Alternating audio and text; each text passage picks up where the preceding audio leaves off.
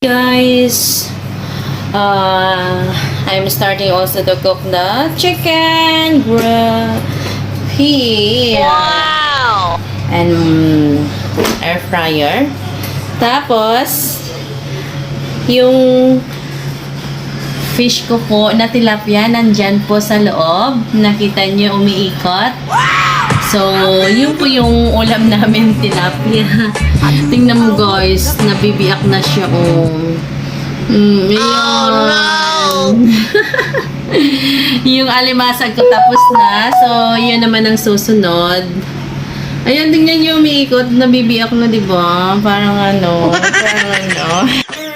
Ayan, it's very yummy, guys. Oh my God. Our food for today is healthy. Kasi hindi siya inano ng mantika. Pwede ko siyang lagyan ng mantika. Spray lang. Ganon.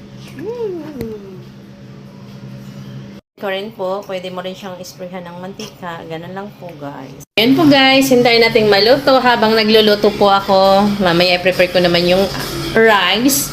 Pero maglilinis muna ako para naman pagdating nila is malinis yung bahay.